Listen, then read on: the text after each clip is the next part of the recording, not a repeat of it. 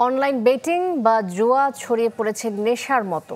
খোদ আইসিটি প্রতিমন্ত্রী জোনায়েদ আহমেদ পলক জানিয়েছেন যে দেশের প্রায় ৫০ লাখ মানুষ অনলাইন জুয়ায় আসক্ত।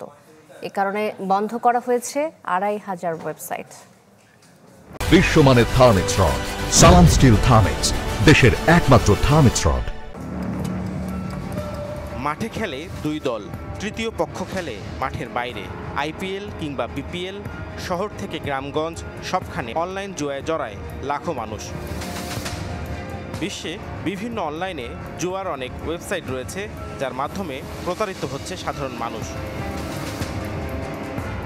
সচিবালয়ে আইসিটি প্রতিমন্ত্রী জানান, দেশের প্রায় ৫০ লাখ মানুষ জড়িয়ে পড়েছে এই জুয়ার নেশায়।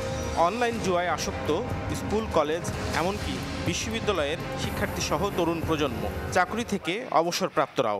এবং এটা মারাত্মক ঝুঁকির মধ্যে আমাদের বিভিন্ন বয়সের ছেলেমেয়েরা পড়ছে, এমনকি অনেক বয়স্ক রিটায়ার্ড পার্সনও এর মধ্যে আসছে। সো আমাদের যেই তথ্য উপাত্ত বিশ্লেষণ করে আমরা দেখছি যে প্রায় ৫০ লক্ষ মানুষ কিভাবে যেন এই একটা অবৈধ জুয়ার সাইটগুলোর সাথে জড়িয়ে গেছে।